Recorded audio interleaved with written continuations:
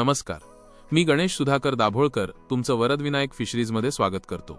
आज आपण सॅम्पलिंग आणि मासिक वाढबद्दल जाणून घेणार आहोत। त्या अगोदर तुम्ही जर माशाबद्दल महत्त्वाच्या व्हिडिओ पाहिल्या नसतील तर नक्की पहा। त्यासाठी आमच्या यूट्यूब चॅनल, इंस्टाग्राम, फेसबुक पेजला भेट द्या आणि लाईक करायला विसरू नका।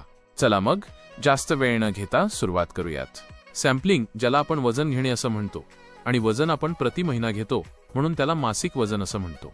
माशांच्या तलावातील माशांची नियमित तपासणी करणे आणि त्यांच्या वाढीचा अंदाज घेण्यासाठी सॅम्पलिंग केले जाते।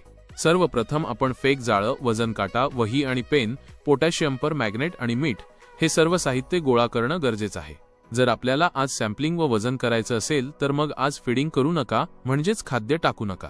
सॅम्पलिंग ही आपण सकाळी म्हणजे 7 ते 9 वाजेपर्यंत आणि संध्याकाळी म्हणजे 4 ते 6 वाजेपर्यंत करू शकतो। आपण सॅम्पलिंग व वजन हे ह्या वेळेतच का? कारण ह्या वेळेत तापमान कमी असतो आणि वजन करताना जर माशांना दुखापत झाली तर त्यावर बॅक्टेरिया कमी डेव्हलप होतात आणि मासे मरण्याची शक्यता कमी असते। सॅम्पलिंग व वजन महिन्यातून 1 ते 2 वेळा करणं गरजेचं आहे। काही शेतकरी 3 वेळाही वजन करतात। सॅम्पलिंग का केलं जातं? कारण पहिलं म्हणजे वजन आणि मासिक वजन किती झालंय हे समजण्यासाठी, दुसरं म्हणजे आपण जे खाद्य माशांना टाकलंय ते योग्य होत का, तिसरं म्हणजे माशांना स्किन म्हणजे त्वचेचा कोणता रोग वगैरे आहे का नाही यासाठी सॅम्पलिंग केलं जातं। जेव्हा आपण सॅम्पलिंग करतो तेव्हा आपण फेक जाळ वापरतो। जाळं हे पोटॅशियम परमॅंगनेटमध्ये बुडवायचं आहे, जेणेकरून जाळीवरील जंतू, कीटाणू इत्यादी मारले जातील, आणि ही प्रक्रिया प्रत्येक वेळेस करणे गरजेचे आहे।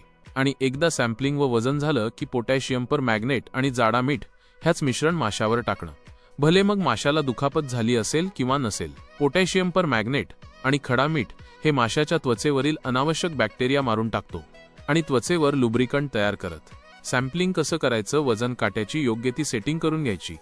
फेक जाळ स्वच्छ धुवून घेऊन ते फेक जाळ पाण्यात फेकायचं। जाळ्याचं तोड बंद होईपर्यंत जाळ ओढायचं नाही। एकदा जाळ्याचं तोड बंद झालं की जाळ पाण्याबाहेर ओढायचं। मग मासे एका भाड्यांत योग्य त्या वजनाचे मासे घ्यायचे आणि ते मासे मोजायचे। ही प्रक्रिया तुम्ही 3 वेळा तलावाच्या 3 बाजूला करू शकता, म्हणजे तुम्हाला अजून अचूक वजन भेटेल। मग जे आपल्याला वजन भेटेल ते म्हणजे मासिक वजन व मासिक वाढ। चला मग आपण सॅम्पलिंग हे आपण उदाहरणामार्फत समजून घेऊ। आपण जाळ पाण्यात फेकले आणि 5 किलो मासे घेतले आणि ते मासे आपण मोजले तर ते मिळाले 34 नग।